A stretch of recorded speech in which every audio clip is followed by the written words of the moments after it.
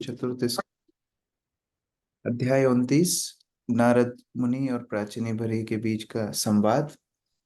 प्राचीनी परिषद नारद मुनि को धन्यवाद दिए हैं और उसके बाद श्लोक संख्या 58 से कुछ और प्रश्न पूछ रहे हैं। कर्माणि आरभते जेन पुमानिह विहायतम अनुमुत्राण्येन देहेन जुष्टानि सा यदश्नुते। नीतू माता जी। हरे कृष्णा प्रभु जी। इस जीवन में जीव तो जो कुछ भी करता है उसका फल वह अगले जीवन में भोगता है। प्रभु जी तात्पर्य पढ़े। हाँ पढ़ी। तात्पर्य, मनुष्य प्राय यह नहीं जानता कि एक शरीर दूसरे से किस प्रकार संबंध रहता है। यह कैसे संभव है कि इस जीवन में किए गए कर्मों का फल वह अगले जीवन में प्राप्त होने वाले शरीर में भोगे। राजा नारद मुनि ने इसी प्रश्न का उत्तर चाह रहा था। यह कैसे संभव है कि इस जीवन में जिसे मनुष्य शरीर प्राप्त है उसे अगले जीवन में मनुष्य शरीर प्राप्त नहीं होता। यहाँ तक कि बड़े बड़े वैज्ञानिक तथा दार्शनिक भी एक शरीर से दूसरे शरीर में कर्मों के अंतरण को नहीं समझ पाते। जैसा हम अनुभव करते हैं, प्रत्येक आत्मा के एक अलग शरीर होता है और प्रत्येक व्यक्ति के कर्म या प्रत्येक शरीर के कर्मों को दूसरे शरीर या व्यक्ति द्वारा नहीं भोगना होता। प्रश्न यह है कि एक शरीर के कर्म अगले जन्म में किस प्रकार भोगे जाते हैं। हरे कृष्ण प्रभु जी। तो प्राचीनी वरी पूछ रहे हैं कि कैसे ये शरीर में जो हम कर्म करते हैं ये शरीर तो वैसे ही नष्ट हो जाता है, फिर अगले जन्म में उस शरीर के फल कैसे हम भोगते हैं। ये प्रश्न पूछ रहे हैं, कर्मों की गति कैसी होती है। इति वेद विदाम वाद श्रूयते तत्र तत्र कर्म यत् क्रियते प्रोक्तम परोक्षम न प्रकाशते। रंगनी प्रिय माता जी। हरे कृष्ण प्रभु जी। वेदवादियों का कथन है कि मनुष्य अपने पूर्व कर्मों के फल का भोग करता है, किंतु व्यवहारिक रूप से यह देखा जाता है कि पिछले जन्म में जिस शरीर ने कर्म किया था वह तो नष्ट हो चुका होता है।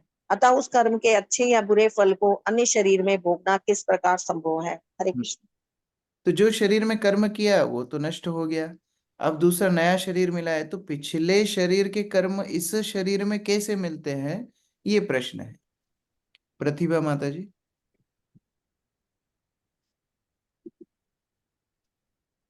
नास्तिक लोग पूर्व कर्मों के फल का साक्षात चाहते हैं, अतः वे प्रश्न करते हैं। इसका प्रमाण कहा गया है कि विगत कर्म के फलों को भोग रहा है। उन्हें इसका ज्ञान नहीं है कि किस तरह सूक्ष्म शरीर वर्तमान शरीर के कर्म फलों को अगले स्थूल शरीर तक पहुंचाता है। भले ही वर्तमान इस स्थूल शरीर नष्ट हो जाता है, किंतु सूक्ष्म शरीर नष्ट नहीं होता। यह आत्मा को दूसरे शरीर तक ले जाता है। वस्तुतः स्थूल शरीर सूक्ष्म शरीर पर निर्भर करता है, अतः अगला स्थूल शरीर सूक्ष्म शरीर के अनुसार सुख तथा दुख उठाता है। आत्मा तक सूक्ष्म शरीर द्वारा ले जाता है रहता है, जब तक यह स्थूल भौतिक बंधन से मुक्त नहीं हो जाता। हरे कृष्ण। तो उत्तर क्या है, प्रभुपाद नारद मुनि की अपेक्षा ना करते हुए पहले ही उत्तर दे दिए। उत्तर है सूक्ष्म शरीर। सूक्ष्म शरीर जो मन बुद्धि अहंकार से बना है ये आत्मा के साथ रहता है। तो जो कर्म फल, हमारे संस्कार, हमारे कर्मों के बीज इत्यादि सूक्ष्म शरीर में रहते हैं, और वही सूक्ष्म शरीर हमको अगले स्थूल शरीर की यात्रा कराता है। नारद उवाच येनैवारभते कर्म तेनैवामुत्र तत्पुमान् भुङ्क्ते हाव्यवधानेन लिंगेन मनसा स्वयं। अक्रूर प्रभु।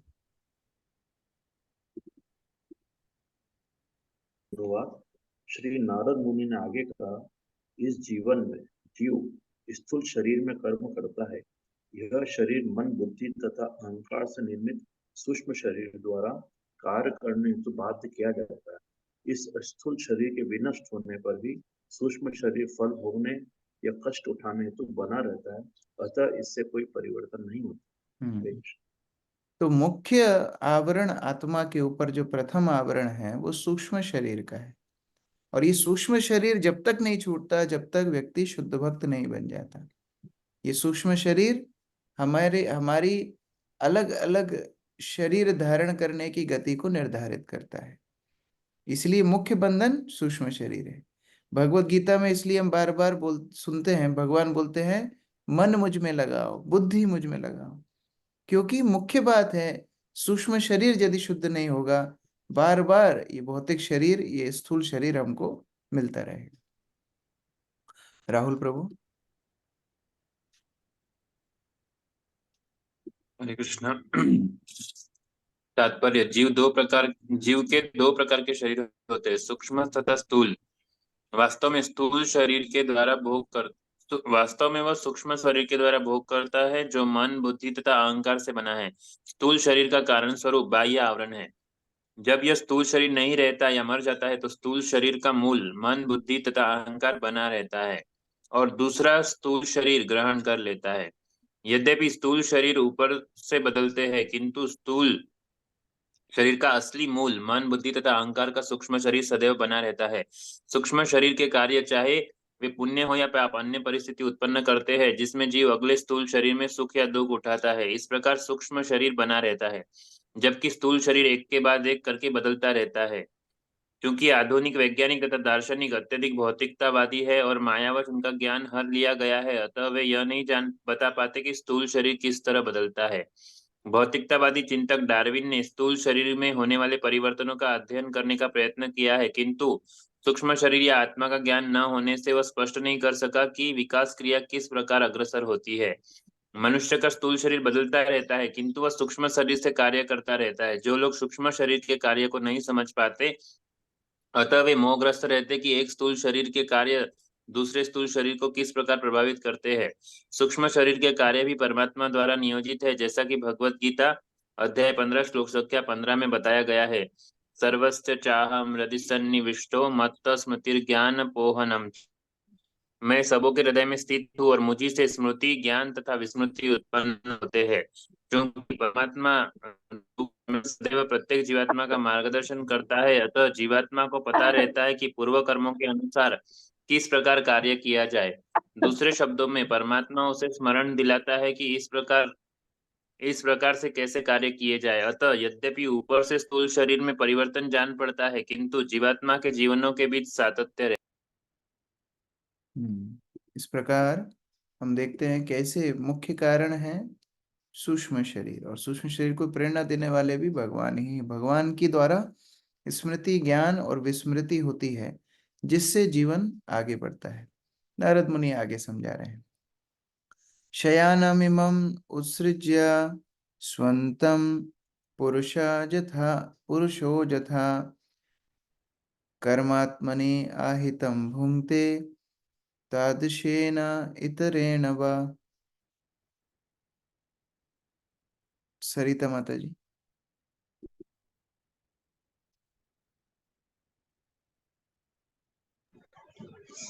स्वप्न देखते समय जीव अपने वास्तविक शरीर को त्याग देता है और अपने मन तथा बुद्धि के कार्यों से वह दूसरे शरीर में यथा देवता या कुत्ते के शरीर में कार्य करता है। इस स्थूल शरीर को त्याग देने के बाद जीव इस लोक में अथवा अन्य लोक में किसी पशु या देवता के शरीर में प्रवेश करता है। इस प्रकार वह अपने पिछले जीवन के कर्म फलों को भोगता है। तो एक प्रमाण दे रहे हैं सूक्ष्म शरीर का। जब हम स्वप्न देखते हैं, हमारा शरीर तो निष्क्रिय पड़ा हुआ है, लेकिन वो कौन सी गति है जिसके द्वारा हम लोग स्वप्न देखते हैं, और उस स्वप्न का अनुभव तो कितना स्पष्ट होता है। हम लोग घबरा जाते हैं या कभी बहुत आनंदित हो जाते हैं, डर जाते हैं, कभी गुस्सा भी आता है, ये सब स्वप्न में हमको अनुभव होता है। तो वो स्वप्न का अनुभव सूक्ष्म शरीर का अनुभव है। और जैसे स्वप्न में कभी हमारा सूक्ष्म शरीर हमको पशु योनि की यात्रा कराता है, कभी हम उसमें राजा बन जाते हैं, कभी हम भिखारी बन जाते हैं, कोई भी अलग अलग स्थिति पैदा करता है, उसी प्रकार से वास्तविकता में भी हमारे एक शरीर से दूसरे शरीर की गति सूक्ष्म शरीर के द्वारा होती है। तात्पर्य सुजाता माता जी। तात्पर्य, यद्यपि मन, बुद्धि तथा अहंकार सुख तथा दुख के मूल कारण हैं, तो भी भोगने हेतु साधन स्वरूप स्थूल शरीर की भी आवश्यकता पड़ती है। स्थूल शरीर भले बदलता रहे, किंतु सूक्ष्म शरीर सक्रिय बना रहता है। जब तक जीव को अन्य स्थूल शरीर नहीं प्राप्त हो जाता, वह सूक्ष्म शरीर या भूत प्रेत के शरीर में बना रहता है। जब सूक्ष्म शरीर साधन रूप स्थूल शरीर की सहायता के बिना ही कार्य करता है, तो तब जीव प्रेत बनता है। जैसा कि इस श्लोक में कहा गया है, शयान अमिमुत्सृज्य श्वसंतम। स्थूल शरीर बिस्तर पर लेटकर आराम कर सकता है और स्थूल शरीर रूपी यंत्र के कार्य करते रहने पर भी जीव स्थूल शरीर को छोड़कर स्वप्न में चला जाता है और फिर उसी में लौट आता है। जब वह शरीर में लौट आता है तो स्वप्न को भूल जाता है। इसी प्रकार जब जीव अन्य स्थूल शरीर धारण करता है तो वह अपने वर्तमान स्थूल शरीर को भूल जाता है। निष्कर्ष यह है कि मन, बुद्धि तथा अहंकार से बना सूक्ष्म शरीर इच्छाओं तथा आकांक्षाओं का ऐसा वातावरण उत्पन्न कर देता है जिसे जीव सूक्ष्म शरीर में ही भोगता है। वास्तव में जीव तो सूक्ष्म शरीर में ही रहता है, भले ही स्थूल शरीर बदलता रहे और जीव विभिन्न ग्रहों में स्थूल शरीरों में निवास करे। सूक्ष्म शरीर में जीव द्वारा संपन्न किए जाने वाले सारे कार्य भ्रामक कहलाते हैं, क्योंकि वे स्थायी नहीं होते। मुक्ति का अर्थ है सूक्ष्म देह के चंगुल से बाहर निकलना, जबकि स्थूल शरीर से मुक्ति पाने का अर्थ केवल इतना ही है कि आत्मा का एक स्थूल शरीर से दूसरे में स्थानांतरित होना। जब मन को सत्व गुण में कृष्ण चेतना की शिक्षा मिलती है, तो मनुष्य या तो स्वर्ग लोकों को या वैकुंठ लोकों को जाता है। मतलब मनुष्य को गुरु शिष्य परंपरा द्वारा पूर्ण पुरुषोत्तम भगवान से प्राप्त वैदिक आदेशों से प्राप्त ज्ञान के अनुशीलन से अपनी चेतना बदलनी होती है। यदि हम इस जीवन में सूक्ष्म शरीर को सदैव भगवान श्री कृष्ण के विषय में चिंतन करके प्रशिक्षित करते हैं, तो इस स्थूल शरीर को छोड़ने पर हम कृष्ण लोक को जाएंगे। इसकी पुष्टि स्वयं पूर्ण पुरुषोत्तम भगवान ने की है। श्रीमद् भगवद गीता 4.9।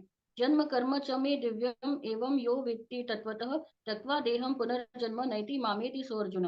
हे अर्जुन, जो व्यक्ति मेरे प्राकट्य तथा कर्मों की दिव्य प्रकृति से अवगत है, वह इस शरीर को त्यागने के पश्चात इस संसार में जन्म नहीं लेता, बल्कि मेरे शाश्वत धाम को प्राप्त होता है। इस प्रकार स्थूल शरीर का परिवर्तन उतना महत्वपूर्ण नहीं है, लेकिन सूक्ष्म शरीर का परिवर्तन महत्वपूर्ण है। कृष्ण भावनामृत आंदोलन लोगों में सूक्ष्म शरीर को प्रकाशित करने की शिक्षा प्रदान करता है। इस प्रसंग में आदर्श उदाहरण अम्बरीश महाराज का है, जिन्होंने अपने मन को सदैव भगवान श्री कृष्ण के चरण कमलों में लगाए रखा। स वै मनः कृष्ण पदा रविंद्रयोः। इसी प्रकार इस जीवन में हमें मंदिर के अर्चा विग्रह रूप में उपस्थित भगवान श्री कृष्ण के चरण कमलों में अपने मन को निरंतर स्थिर रखना चाहिए। हमें उनकी पूजा में सदैव संलग्न रहना चाहिए। यदि हम अपनी वाणी को श्री भगवान के गुणगान में और कानों को उनकी लीलाओं के श्रवण करने में लगाएं और नियामक सिद्धांतों के पालन द्वारा मन को कृष्ण चेतना में अग्रसर करने हेतु अक्षत रखें, तो निश्चय ही हम आध्यात्मिक पद को प्राप्त कर सकेंगे। तब मृत्यु के समय मन, बुद्धि तथा अहंकार भौतिक रूप में दूषित नहीं होंगे। जीव के साथ मन, बुद्धि तथा अहंकार भी उपस्थित रहते हैं। जब मन, बुद्धि तथा अहंकार शुद्ध हो जाते हैं, तो जीव की सारी कर्मेंद्रियां आध्यात्मिक बन जाती हैं। इस तरह जीव सच्चिदानंद रूप प्राप्त कर लेता है। परमेश्वर तो सदैव उनके सच्चिदानंद रूप में होते हैं, किंतु जीव श्री भगवान का अंश होने पर भी जब भौतिक सुख भोगने हेतु भौतिक जगत में आने की इच्छा करता है, तब वह भौतिक रूप से दूषित हो जाता है। श्री भगवान ने स्वयं श्रीमद् भगवद गीता 9.34 में अपने धाम लौटने का नुस्खा बताया है। मन मना भव मद भक्तो मद्याजी माम नमस्कुरु मामे वैश्यसि युक्त युक्त वैवम आत्मानम मत परायणः। सदैव मेरा चिंतन करो और मेरे भक्त बनो, मेरी पूजा करो और मुझे ही नमस्कार करो। इस तरह मुझ में ही पूर्ण रूप से मग्न रहने पर तुम निश्चित रूप से मेरे पास आओगे। तो समाधान क्या है? सूक्ष्म शरीर का शुद्धि, सूक्ष्म शरीर का आध्यात्मिकरण, ये समाधान है। और इसीलिए श्रवण कीर्तन के माध्यम से हम हमारे मन, बुद्धि, अहंकार को शोधन करते हैं। जब हमारा मन भगवान में लगने लगता है, जब बुद्धि भगवान की सेवा सिद्ध करने के लिए लगती है, और अहंकार ये बताता है कि नहीं, मैं भगवान का दास हूं, मैं शरीर नहीं हूं। अहंकार मतलब मेरी पहचान क्या है। अगर मेरी पहचान मैं शरीर से करता हूं तो उसको मिथ्या अहंकार बोलते हैं, और मेरी पहचान मैं भगवान के दास रूप से करता हूं तो उसको सत अहंकार बोलते हैं।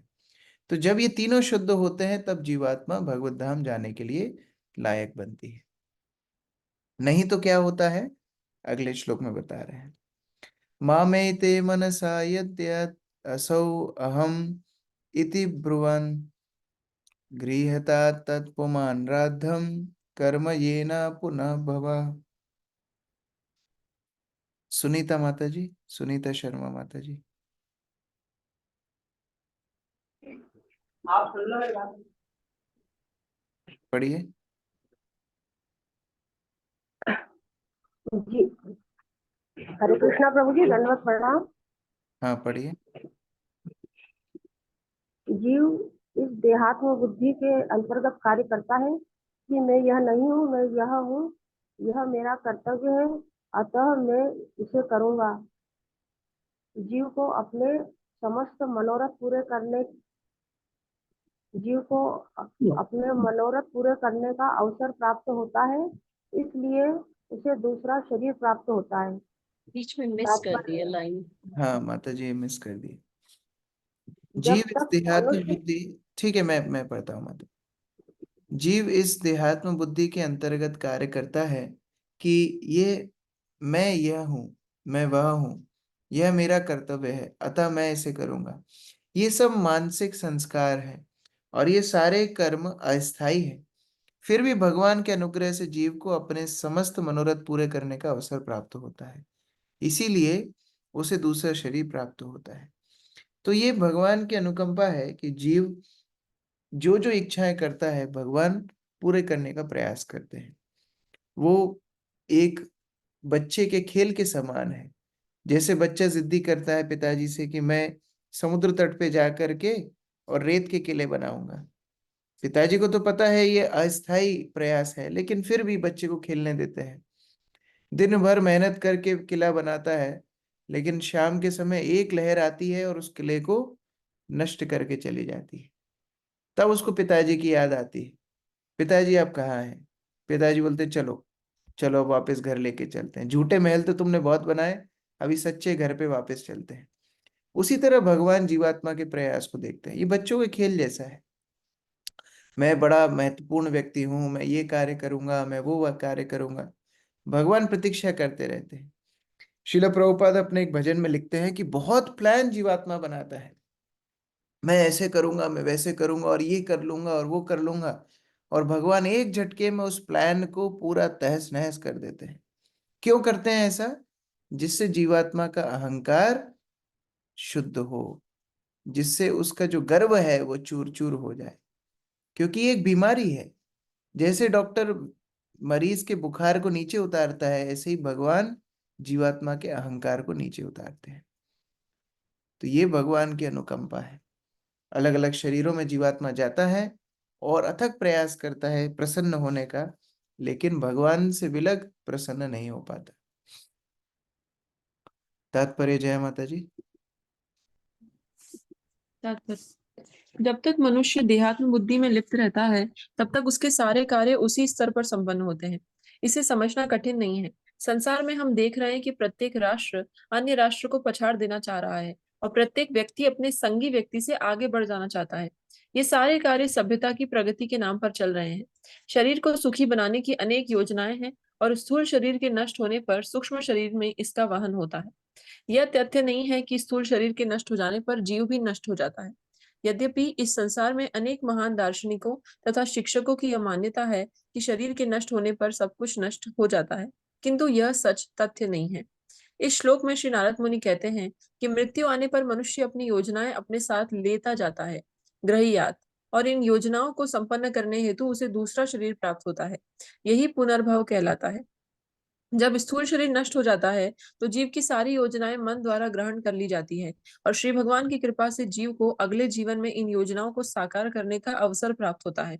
यह कर्म का विधान कहलाता है।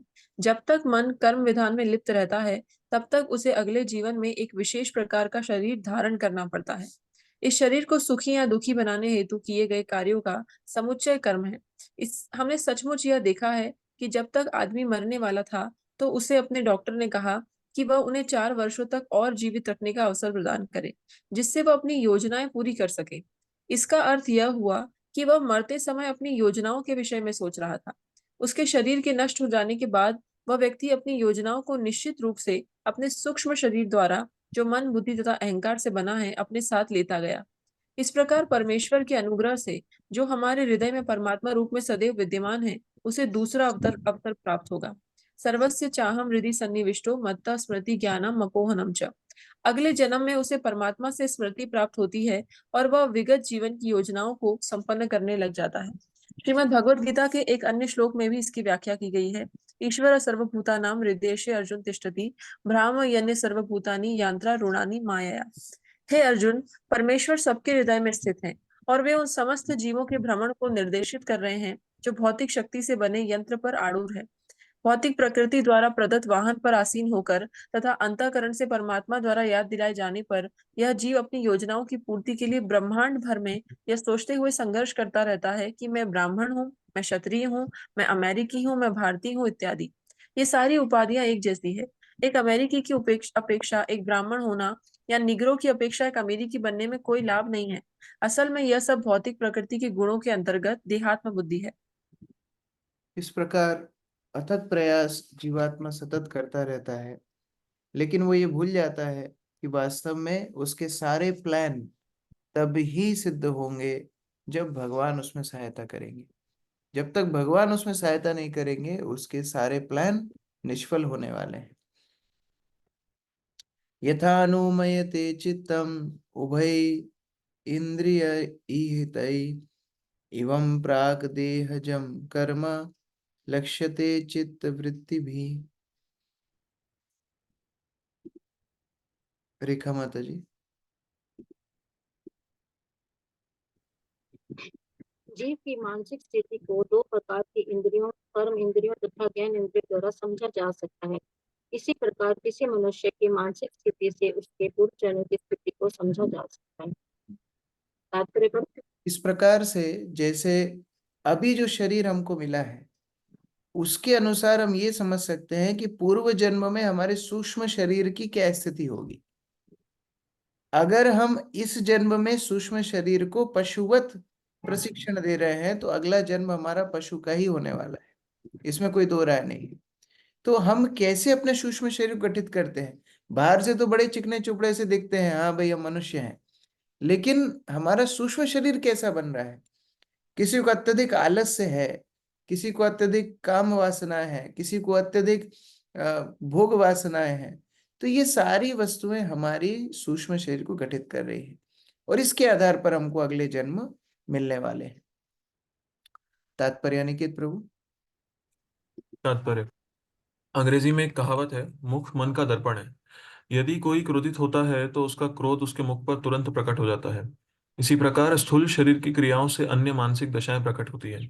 दूसरे शब्दों में स्थूल शरीर के सारे कार्य मानसिक अवस्था के प्रतिफल हैं। मन के कार्य हैं सोचना, अनुभव करना तथा इच्छा करना। मन की इच्छाएं शरीर की क्रियाओं से प्रकट होती है। निष्कर्ष यह है कि हम शरीर तथा इंद्रियों की क्रियाओं से मन की अवस्था को समझ सकते हैं। पूर्व शरीर के पूर्व कर्मों द्वारा मन की अवस्था प्रभावित होती है। जब मन किसी इंद्रिय विशेष के साथ जुड़ जाता है तो किसी न किसी रूप में वह तुरंत प्रकट हो जाता है। उदाहरणार्थ, जब मन में क्रोध आता है तो जीभ लड़खड़ाने लगती है। इसी प्रकार जब मन का क्रोध हाथों द्वारा प्रकट होता है तो लड़ाई होने लगती है। पांव द्वारा प्रकट होने पर पाद प्रहार होता है। मन की सूक्ष्म क्रियाएं विविध इंद्रियों द्वारा अनेक प्रकार से प्रकट होती रहती है।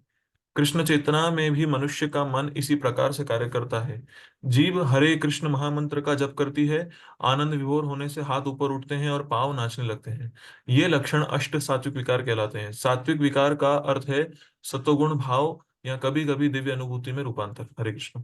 सामान्यतः भी लोगों को जब हम मिलते हैं, देखते हैं, अनुभव करते हैं तो चर्चा ऐसी होती है ना कि ये देवता जैसे पुरुष है, ऐसी चर्चा निकलती है। या कभी किसी का व्यवहार अच्छा नहीं लगता तो हम बोलते हैं अरे इनका तो जानवर जैसा व्यवहार है। कभी ऐसी बातें हम लोग आपस में करते हैं। इसका मतलब क्या है? उनका जो चरित्र व्यवहार या सूक्ष्म स्थिति है वो जानवर जैसी या देवता जैसी है। बाहर से शरीर मनुष्य का दिख रहा है, तो अगले जन्म में उनकी जो गति होने वाली है थोड़ा थोड़ा अनुभव हमको इसी जन्म में हो जाता है। लोग जिस तरह पशुओं को मार के खाते हैं, क्या उनको देख के ऐसी ऐसी भावना नहीं आती कि अगले जन्म में पशु ही बनने वाले हैं? या कोई दिन भर एकदम पड़ा हुआ है, सो रहा है, उसको देख के ऐसी इच्छा नहीं होती कि हाँ ये अगले जन्म में पोलर बियर बनने वाला है, 6 महीने सोएगा ये? तो इस तरह से आज की गति हमारे आगे के भविष्य को निर्धारित करती है। नानुभूतम क्वचानेन देहेन अदृष्ट अश्रुतम कदाचित उपलभ्येत यत् रूपम यादक आत्मनि। गायत्री माता जी। हरे कृष्णा। कभी कभी हमें ऐसी वस्तु का अचानक अनुभव होता है जिसे हमने इस शरीर में देख देख या सुनकर कभी अनुभव नहीं किया। कभी कभी हमें ऐसी वस्तुएं अचानक स्वप्न में दिख जाती है। एक और प्रमाण दे रहे हैं सूक्ष्म शरीर का। कभी कभी ऐसा प्रतीत होता है अरे ये घटना तो हुई थी पहले हमारे साथ, ऐसा कभी कभी अनुभव होता है। या फिर कभी कभी ऐसे अनुभव होते हैं कि जो स्वप्न में हमने देखा लेकिन वास्तविक जीवन में कभी हमारा उससे कोई लेना देना ही नहीं था, ऐसा भी होता है। तो ये सारी मेमोरी कहाँ स्टोर होती है? ये सूक्ष्म शरीर में स्टोर होती है।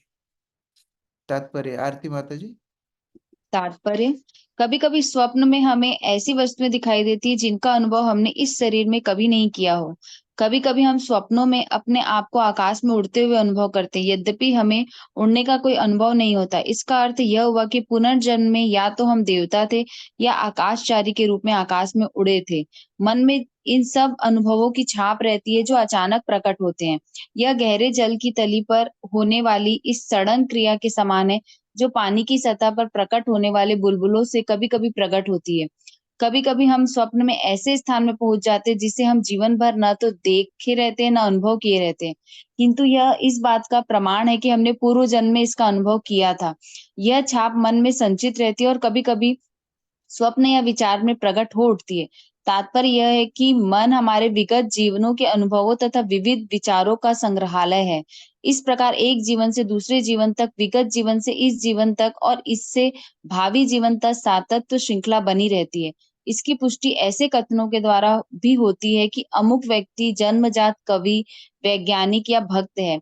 यदि हम महाराज अम्बरीश की तरह इस जीवन में श्री कृष्ण का निरंतर चिंतन करते रहें, स वै मनः कृष्ण पदार विंदयो, तो हम मृत्यु के समय निश्चित रूप से श्री भगवान के धाम को चले जाएंगे।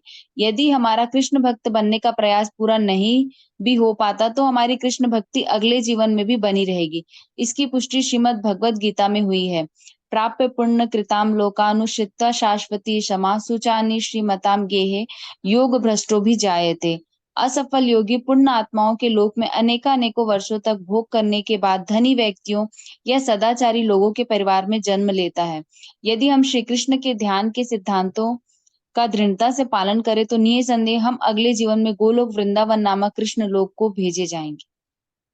इस प्रकार हमारे लिए प्रभुपाद एक मार्ग बता रहे हैं कि हाँ, हमारा सूक्ष्म शरीर हमारे संस्कारों का संग्रहालय है, लेकिन इस संग्रहालय से कचरा बाहर निकाल के अब भगवत भक्ति के अनुभव, वह संस्कार, शुद्ध संस्कार भरने हैं।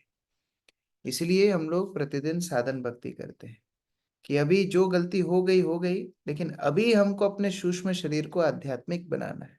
उस स्थिति को जीवन मुक्त कहते हैं। जीते जी भक्त मुक्त हो जाता है क्योंकि उसका सूक्ष्म शरीर आध्यात्मिक हो गया। और फिर मृत्यु के बाद तो केवल एक स्थानांतरण है जहां वो यहां से भगवान की सेवा में चला जाता है। तेनास्य तादृशं राजा लिंगिनो देह संभवन श्रद्धता स्वानुभाभूतो भाभूथर्थो नामना स्पृष्टमर्हति। विनोद प्रभु। अतः हे राजन, सूक्ष्म मानसिक आवरण वाला ये जीव अपने पूर्व शरीर के कारण सभी प्रकार के विचार तथा प्रतिबिंब विकसित करता रहता है। मेरी बात को तुम निश्चित समझो, जब तक पूर्व शरीर में कोई वस्तु देखी हुई नहीं रहती है तब तक मन के द्वारा उसकी कल्पना करने की संभावना नहीं होती। हरे कृष्ण। तो जो कुछ मन में आ रहा है, जो कुछ स्वप्न में आ रहा है, जो कुछ अनुभव में आ रहा है, मतलब पिछले जीवन में कुछ ना कुछ उसका अनुभव किया है। जैसे इसका एक और प्रमाण है, मान लीजिए किसी को ऊंचाई से बहुत डर लगता है, इसका मतलब इस जीवन में तो ऐसा कुछ किया नहीं कि ऊंचाई से डर लगे, लेकिन क्यों लग रहा है? क्योंकि पिछले कोई जीवन में ऊंचाई से गिरने से उसकी कोई हानि या मृत्यु हुई थी, वो अनुभव स्टोर्ड है। कई लोगों को जल से डर लगता है, कई लोगों को अंधेरे से डर लगता है, कई लोगों को अकेले रहने से डर लगता है। तो कोई ना कोई भयंकर अनुभव पिछले कोई जीवन में हुआ है जिसके कारण से अनुभव है। अच्छे, कई लोगों की पसंद अलग अलग होती है। जैसे कई लोगों को मीठा बड़ा पसंद है, या कई लोगों को कड़वा पसंद है, या कई लोगों को तीखा पसंद है। ये सब भी पूर्व सिंचित संस्कारों के वजह से है। तो नारद मुनि बता रहे हैं कि अभी जो कुछ तुम्हारे मन में आता है, जो कुछ स्वप्न में आता है, विचार में आता है, बुद्धि में आता है, पिछले शरीरों के अनुभव हैं जो सूक्ष्म शरीर में स्टोर है। अब अगर हमारी चेतना को शुद्ध करना है तो वो कचरा हटाने की प्रक्रिया शुरू करनी होगी। और वो कैसे होती है? जैसे मानो कोई कोठरी बहुत दिन से बंद है, अंधकार उसमें भरा हुआ है, अंधकार दूर करने का एकमात्र तरीका है उसमें प्रकाश जला दिया जाए, दीप जला दिया जाए, अपने आप अंधकार दूर हो जाएगा। उसी प्रकार से कृष्ण चेतना जागृत यदि हो जाए, अपने आप जितने पूर्व संचित कर्म है वो सब शुद्ध हो जाएंगे। तात्पर्य प्रफुल्ल प्रभु। कृष्ण बहिर्मुख हज्जा भोग वांछा करे, निकटस्थ माया तारे जापटिया धरे। वास्तव में पूर्ण पुरुषोत्तम तो भगवान पढ़ना श्री है कृष्ण हैया, हैया, कृष्ण हैया बहिर्मुख हैया भोग वांछा। भोग वांछा करे, ठीक है प्रभु। वास्तव में पूर्ण पुरुषोत्तम भगवान श्री कृष्ण ही परम भोक्ता है। जब जीव उनका अनुकरण करना चाहता है तो उसे भौतिक प्रकृति पर स्वामित्व जताने की अपनी झूठी अभिलाषाओं को पूरा करने का अवसर प्रदान किया जाता है। यही उसके पतन का प्रारंभ है। जब तक वह इस भौतिक वातावरण में रहता है, उसके पास मन के रूप में सूक्ष्म वाहन रहता है, जो सभी प्रकार की भौतिक इच्छाओं का भंडार है। ऐसी इच्छाएं विविध शारीरिक रूपों में प्रकट होती है। श्री नारद मुनि राजा से इस तथ्य को ग्रहण करने हेतु कहते हैं क्योंकि वे अधिकारी हैं। निष्कर्ष यह है कि मन हमारी विगत इच्छाओं का भंडार है और हमें यह वर्तमान शरीर उन्हीं विगत इच्छाओं के कारण प्राप्त हुआ है। इसी प्रकार इस वर्तमान शरीर में हम जो कुछ चाहते हैं वह भावी शरीर में व्यक्त होगा। इस प्रकार मन विभिन्न प्रकार के शरीरों का स्रोत है।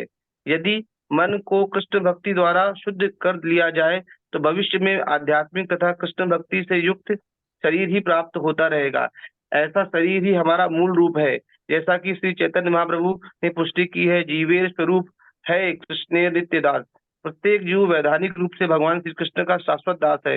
यदि कोई व्यक्ति श्री भगवान की भक्ति में सेवा में लगा रहता है तो समझना चाहिए कि वह इसी जीवन में मुक्त हो चुका है। इसकी पुष्टि श्री रूप गोस्वामी द्वारा की गई है। इहा यस्य हरे दास्य कर्मणा मनसा गिरा, निखिला वस्यस्य वास्थासु जीव मुक्त स उच्यते। जो मन वचन तथा कर्म से श्री भगवान की दिव्य सेवा में लगा रहता है उसे भौतिक जीवन की सभी अवस्थाओं से मुक्त समझना चाहिए। कृष्ण भावनामृत आंदोलन इसी सिद्धांत पर आधारित है। हमें लोगों को श्री भगवान की सेवा में सदा लगे रहने की शिक्षा देनी चाहिए, क्योंकि यही उनकी स्वाभाविक स्थिति है। जो निरंतर श्री भगवान की सेवा में लगा हो उसे पहले से मुक्त समझना चाहिए। इसकी पुष्टि श्रीमद् भगवद गीता 14.26 में हुई है। माम च यो अव्यभिचारेण भक्ति योगेन सेवते सगुणान समतीत्यान ब्रह्म भूयाय कल्पते। जो शुद्ध भक्ति के दिव्य कार्यों में सदैव लगा रहता है वह तुरंत भौतिक प्रकृति के गुणों को पार करके आध्यात्मिक पथ कर ऊपर उठ जाता है। अतः भक्त भौतिक प्रकृति के तीनों गुणों से परे होता है। वह ब्राह्मण की अवस्था से भी ऊपर होता है। ब्राह्मण रजो तथा तमो इन दो निम्न गुणों से दूषित हो सकता है। जो शुद्ध भक्त मानसिक स्तर पर अनुभव की गई भौतिक इच्छाओं से मुक्त होता है और काल्पनिक ज्ञान या सकाम कर्म से भी मुक्त होता है, वह भौतिक परिस्थितियों से ऊपर उठा हुआ तथा मुक्त होता है। इसीलिए यदि जीते जी मुक्त यदि किसी को होना है, मन से कर्म से भगवान की सेवा में संलग्न होना चाहिए।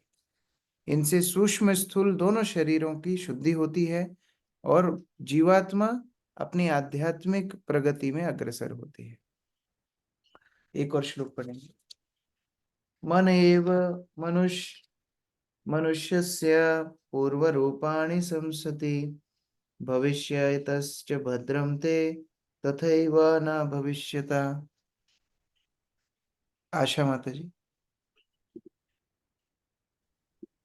हे राजन, तुम्हारा कल्याण हो। यह मन भौतिक प्रकृति के संग के अनुसार जीव द्वारा विशेष प्रकार का शरीर धारण करने का कारण है। मनुष्य अपने मानसिक संगठन के अनुसार ये जान सकता है कि पूर्व जन्म में वह कैसा था और भविष्य में वह कैसा शरीर धारण करेगा। इस प्रकार मन भूत तथा भावी शरीरों की सूचना देता है।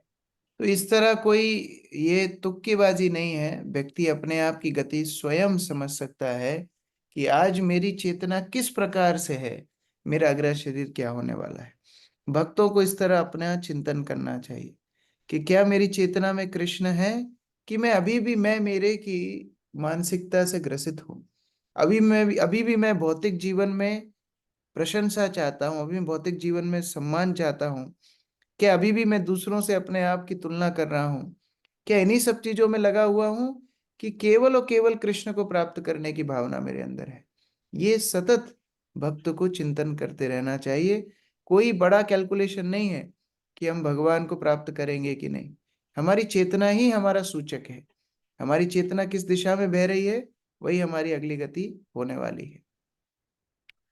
यामिनी माता जी। तात्पर्य: मन मनुष्य के गत तथा भावी जीवन विषयक सूचनाओं को देने वाला सूचकांक है। यदि कोई मनुष्य भगवान का भक्त है, उसने पूर्व जन्म में भक्ति की थी। इसी प्रकार यदि किसी का मन अपराधी है, तो वह पूर्व जन्म में अपराधी था। इसी प्रकार मन के अनुसार हम जान सकते हैं कि भावी जीवन में क्या क्या होगा। भगवत गीता में यह कहा गया है: उद्धर्व गच्छन्ति सत्वस्था, मध्ये तिष्ठन्ति राजसा, जगन्य गुणा वित्तिस्था, अधो गच्छन्ति तामसः। जो लोग सतोगुणी हैं वे क्रमशः उच्च लोकों को जाते हैं, जो रजोगुणी हैं वे पृथ्वी लोक में रहते हैं, और जो तमोगुणी हैं वे नरक लोकों को जाते हैं। यदि कोई मनुष्य सतोगुणी होता है तो उसके मानसिक कार्य उसे उच्च लोकों को ले जाएंगे। इसी प्रकार यदि किसी की मानसिकता निम्न है तो उसका भावी जीवन अत्यंत घृणित होगा। जीव के भूत तथा भविष्य के जीवन उसकी मानसिक दशा से सूचित होते हैं। नारद मुनि यहाँ पर राजा को कल्याण का आशीर्वाद दे रहे हैं, जिससे राजा को किसी वस्तु की इच्छा अथवा इंद्रिय तृप्ति के लिए किसी प्रकार की योजना बनाने की आवश्यकता न रहे।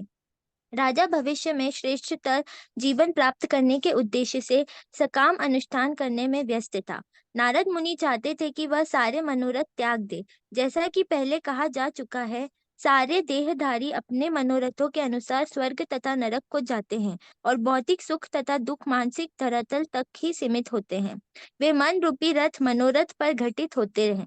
अतः कहा गया है कि यस्याति भक्ति भर्गव त्यक्तिश्चिन्ना सर्वे गुणैस्तत्र समायसते सुरः, हराव भक्तस्य कुतो महत् गुणा, मनोरथो नास्ति धावतो बहि।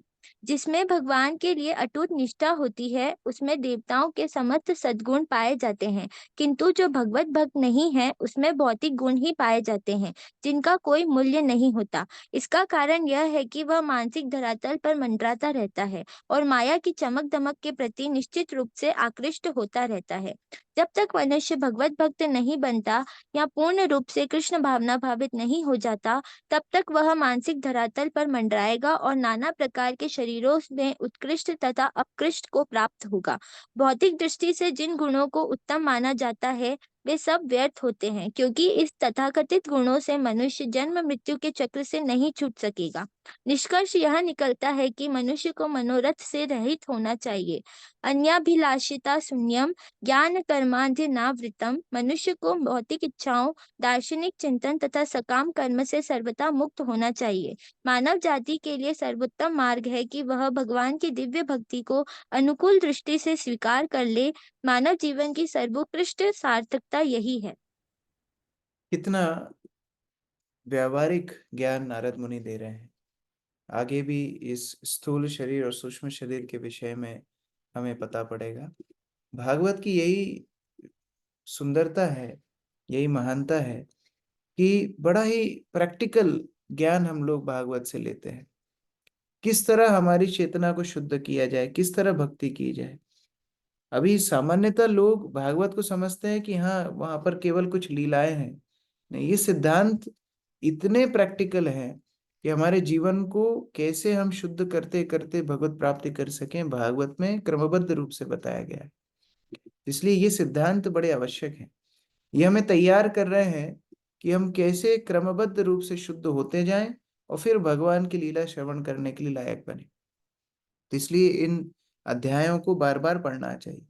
एक बार पढ़ने में उतना समझ में नहीं आता है, 2-3 बार जब पढ़ते हैं तब कुछ थोड़ा थोड़ा समझ में आता है कि हाँ, कैसे ये बड़ा महत्वपूर्ण विषय है। हरे कृष्ण। परमेश्वरी माता जी। हरे कृष्ण प्रभु जी, दंडवत प्रणाम। प्रभु जी, मैं ना पिछला वाला क्वेश्चन जो है कंटिन्यू करना चाहती हूँ। जैसे आपने उस दिन बताया कि हाँ, मृत्यु के बाद यातना के लिए वो शरीर दिया जाता है। यातना शरीर जो होता है वो पंचभूत का ही होता है। तो अगर हम यहीं पर देखते हैं, जैसे भूत प्रेत देखते हैं, तो उनको तो कोई इस तरह से उनका शरीर नहीं है, बट वो वो भी अनुभव करते हैं अपनी पीड़ा का, जैसे हाँ, उनको उनको फिजिकल पेन नहीं है, उनकी दुर्दशा दूसरे प्रकार की है। जैसे मान लीजिए कोई व्यक्ति का हाथ फ्रैक्चर हो गया है, अभी उसकी इच्छा है कि वो हाथ उठाए, लेकिन वो हाथ उठा नहीं पा रहा है। उसके लिए कितनी फ्रस्ट्रेटिंग स्थिति होगी। मान लो पूरा शरीर ही निष्क्रिय हो जाए, केवल मस्तिष्क एक्टिव रहे, मान लो केवल इतना इतना पार्ट एक्टिव है, बाकी पूरा शरीर निष्क्रिय हो जाए, तो उस व्यक्ति के लिए कितनी फ्रस्ट्रेटिंग स्थिति होगी कि वो उठना चाहता है, बोलना चाहता है, खाना चाहता है, पीना चाहता है, लेकिन कुछ नहीं कर पा रहा है। उसी प्रकार से भूत प्रेत की क्या स्थिति है, उनको केवल सूक्ष्म शरीर में छोड़ दिया जाता है, स्थूल शरीर मिला ही नहीं, क्योंकि उनके कर्म इस तरह थे कि स्थूल शरीर उनको प्राप्त नहीं होना है कुछ समय के लिए।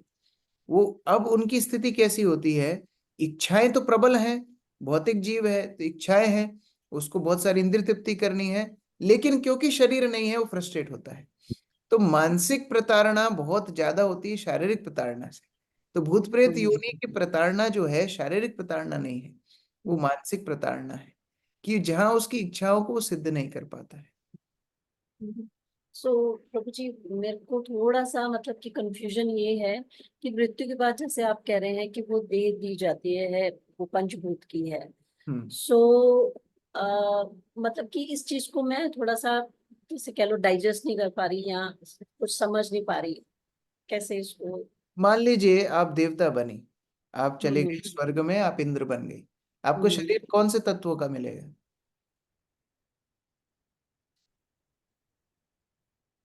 पंचतत्व का ही। हाँ, तो यदि वो समझने में समस्या नहीं है तो ये समझने में समस्या क्यों होगी? मान लो आप चले गए ब्रह्मलोक, ब्रह्मलोक में आपका शरीर किसका होगा? पंचमहाभूत का ही होगा।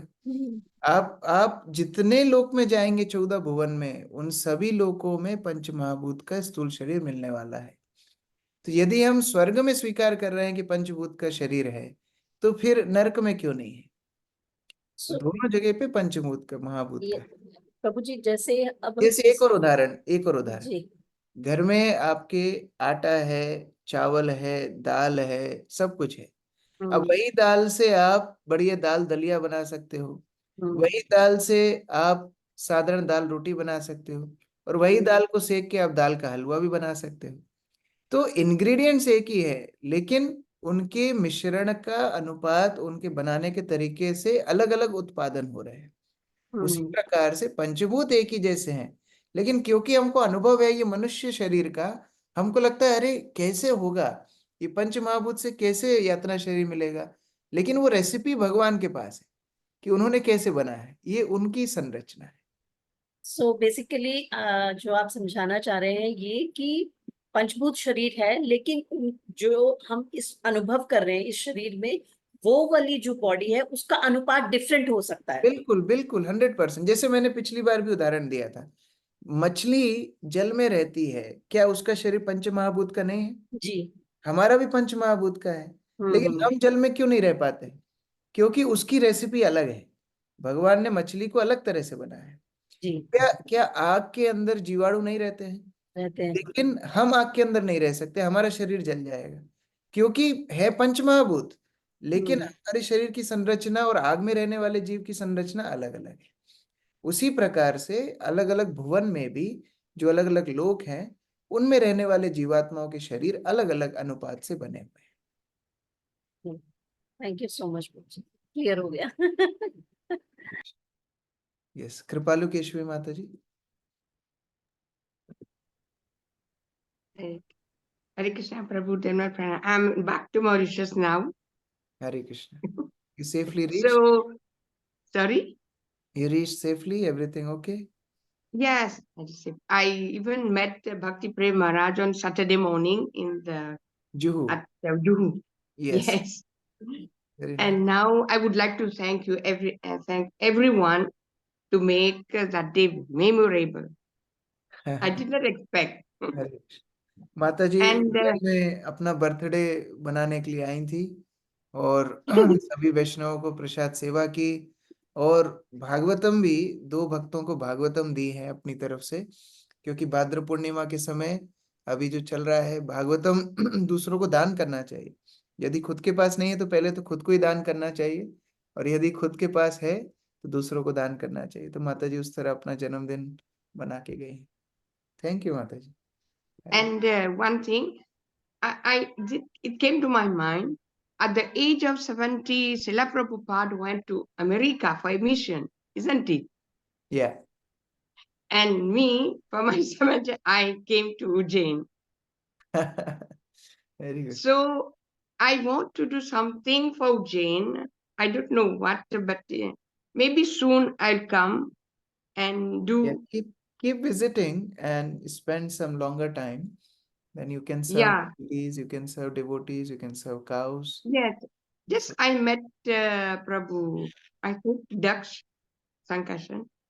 So, I just wanted to teach some of the devotees, I think, who in English. I can bring books Yes. which teach here, means at the beginning. So I can bring books and teach some of the devotees to Very know nice. English. Yeah, we will discuss, huh? We will discuss. We'll plan it out. No, Okay? no, I am thinking, I'm just sharing with you. Sure, sure, If it is possible. sure. Thank you. So that's what. And the ladies who are making garlands, the Matajis, I just want to do explain something to them. I have staying with them for 1 week.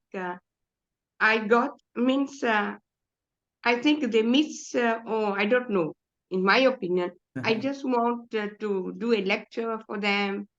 And I think I want to explain something to them, माता जी की कितनी इच्छा है, सभी भक्त प्रेरणा ले सकते हैं।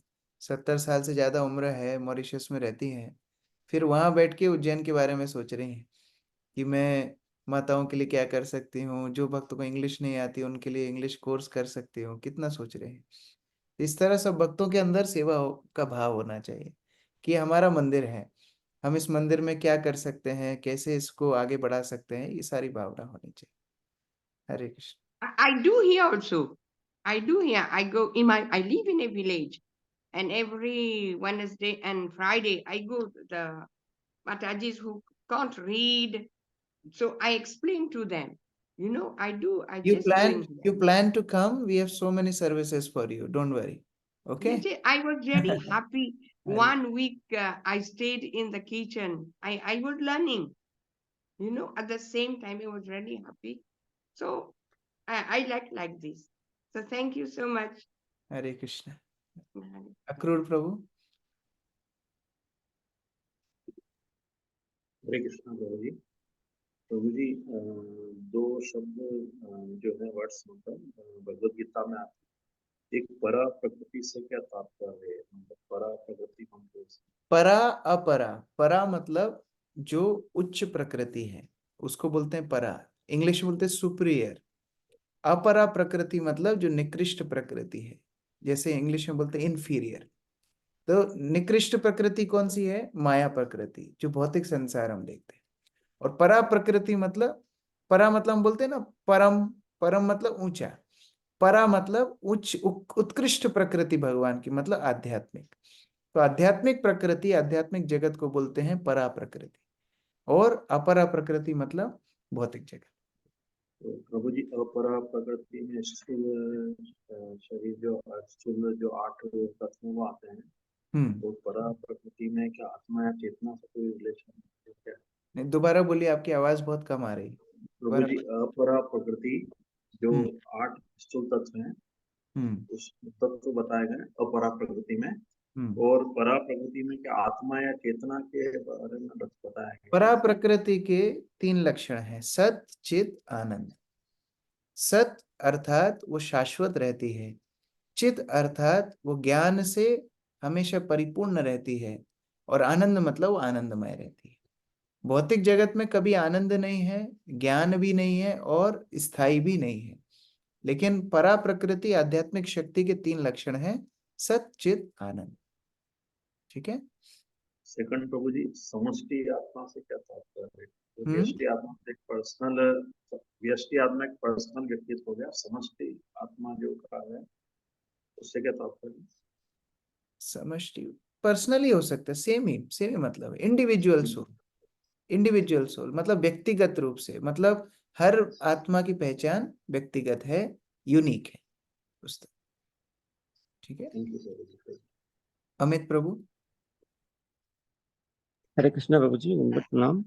प्रभु जी, सडन डेथ अपन कई बार देखते हैं कि एकदम यंग है और सडन डेथ हो गई, तो प्रभु जी वो उसकी गति है कि?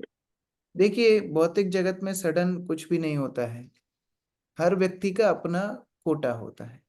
जैसे मान लीजिए आप कोई होटल में रुके हैं और आपने पाँच पाँच दिन के लिए बुकिंग की है, लेकिन कोई व्यक्ति ने एक ही दिन के लिए बुकिंग की है क्योंकि उसके पास एक ही दिन का पैसा था, तो उसी कारण से एक दिन के बाद उसका चेकआउट हो गया, आपका चेकआउट 5 दिन बाद हुआ। तो उसी तरह हर व्यक्ति के कर्म अनुसार उसको शरीर में निर्धारित समय मिलता है, और वो निर्धारित समय पूर्ण होते ही उसको शरीर छोड़ना पड़ता है। आप युवक की बात कर रहे हैं, कई तो बच्चे होते हैं, बच्चों का शरीर भी छूटता है, कई नवजात शिशु होते हैं, 2-4 महीने में ही उनका शरीर छूट जाता है, और कई बच्चों की गर्भ में ही मृत्यु हो जाती है, तो उनकी वो गति है। जैसे जो गो हत्या करते हैं, श्रील प्रभुपाद एक प्रवचन में बताते हैं, उनको कभी सूर्य का प्रकाश देखने नहीं मिलेगा, मतलब वो एक गर्भ में जाएंगे, उधर उनकी मृत्यु कर दी जाएगी, फिर दूसरे गर्भ में जाएंगे, वहां उनकी मृत्यु होगी, तीसरे वो गर्भ गर्भ में कष्ट भोगते रहेंगे, सूर्य का प्रकाश देखने नहीं मिलेगा। तो इस प्रकार ये सब उनके पूर्व संचित कर्मों के अनुसार उनको अलग अलग अवधि मिली है शरीर में। हमको लगता है अचानक से चला गया, लेकिन अचानक से नहीं था, वो प्री प्लान था। वो जो चित्रगुप्त जी ने उसका हिसाब लिखा है, उसके हिसाब से उसको गति मिली है। ठीक है, रेखा माता जी। हरे कृष्णा प्रभु। प्रभु जब किसी की डेथ होती है तो लोग लिखते हैं RIP, क्या ये लिखना चाहिए? आपको कैसे पता वो रेस्ट इन पीस है कि अनपीस है? रेस्ट इन पीस तब होगा जब भगवत भक्ति में होगा। हम लोग भी तो हिंदी में भी बोलते हैं शांत हो गया। शांत हो गया कि अभी नरक में तला जा रहा है, अशांत हो गया, क्या हो गया कैसे पता है? तो ये सब लिखने की जरूरत नहीं है। वास्तव में जीवात्मा अमर है। यदि हम वास्तव में उसकी मदद करना चाहते हैं तो उसके उद्देश्य से कुछ हरिनाम संकीर्तन करना चाहिए, कुछ हरिनाम जप करना चाहिए, जिससे उसकी गति अच्छी हो। अगर किसी प्रकार से उसको भगवत भक्ति मिल जाए अगले जन्म में, तो उसका शाश्वत लाभ हो जाएगा। एक क्लास में ना कोई बोल रहे थे कि जो जिसको RIP लिखा जाता है तो वो अगले जन्म में मृत पैदा होगा, मतलब कैसा भी होता है, क्योंकि वो हमेशा रेस्ट इन पीस। आपके कुछ लिखने नहीं लिखने से उसके कर्मों पे कोई फर्क नहीं पड़ता है, उसके कर्मों के अनुसार उसकी गति होगी। हम जो कुछ क्रियाएं करते हैं हमारे लिए करते हैं, उसके कर्मों के ऊपर आपके लिखने ना लिखने से कोई फर्क नहीं पड़ेगा। ठीक है, संचिता निगम माता जी। हरे कृष्णा प्रभु जी, थैंक यू सो मच प्रभु जी, बहुत अच्छे से समझ आता है। प्रभु जी, मेरा एक ये क्वेश्चन था कि हमारे अगर जो भी हमारे साथ घटित हो रहा है, अगर वो पूर्व निर्धारित है, तो फिर हम ये कैसे समझें कि कृपा कैसे काम करेगी? कृपा कुछ ऐसी है जैसे मानो आप लाइन में लगे हुए हो, नियम के अनुसार तो आपको लाइन में लग के ही टिकट मिलेगा, लेकिन आपके फूफा जी रेल अधिकारी हैं, उन्होंने देख लिया कि आप लाइन में लगे हैं, आपके फूफा जी आपको हाथ पकड़ के लाइन के आगे ले गए, ये कृपा होती है। तो नियम तो एक ही है, कर्म के अनुसार ही सबको सब चीज मिलनी है, लेकिन एक शुद्ध भक्त अगर जीवन में आ जाए और वो शुद्ध भक्त यदि कृपा कर दे, तो सारी लाइन तोड़ करके, सारे कर्म बंधन छोड़ करके वो भगवान के पास ले जाता है। इसलिए शुद्ध भक्ति कृपा को अहेतु की कृपा बोलते हैं, कॉजलेस मर्सी। इसका कोई हेतु नहीं है, तो इसीलिए कृपा की जो लाइन है वो अलग ही लाइन है। तो हम लोग सब याचक हैं, हम शुद्ध भक्तों के सामने याचना करते हैं कि आप कृष्ण के धारण किए हैं, कृष्ण से तुम्हार कृष्ण दिते पार तुम्हार शकति आछे, आमी तो कंगाल कृष्णा बोली धाई तब पाछे पाछे। ये कृपा की याचना करते करते हम अपना कार्य करते हैं। जो नियम है वो उनके लिए लगते हैं जो एक शुद्ध भक्त के आश्रय में नहीं है, लेकिन जो शुद्ध भक्त के आश्रय में है वो सारे नियमों को पार करके उनकी कृपा के सहारे भगवान तक पहुंच जाते हैं। ठीक प्रभु जी, एक और प्रश्न था, जैसा कि यहाँ पे चेतना के बारे में बात की गई थी कि पूर्व जन्मों में या हमारे साथ कुछ घटित हुआ है तो हमारी चेतना वैसी बन जाती है। तो जैसे प्रभु जी अगर हमें ये पता हो कि हमें अकेलेपन से या एक ही हमें बेसिकली हम कमजोरी में पता चल गई हो, तो इसको हम कैसे मतलब शुद्ध करें कि अकेलेपन में ज्यादा अगर आपको फील होता है या आप नहीं अच्छा फील करते हैं तो? देखिए, मुख्य बात जैसा मैंने एक उदाहरण दिया, अंधकार है कमरे में, अंधकार को दूर करने के लिए उपाय क्या है? दीप को प्रज्वलित करना है। उसी प्रकार से समस्याएं बहुत हैं, लेकिन समाधान है भगवान का श्रवण और कीर्तन। जितना ज्यादा हम अपने आप को भगवान के श्रवण और कीर्तन में लगाएंगे, उतना ही ज्यादा हमारे पूर्व संचित संस्कार समाप्त होते जाएंगे। तो उसी पे हमको और ज्यादा प्रयास करना चाहिए।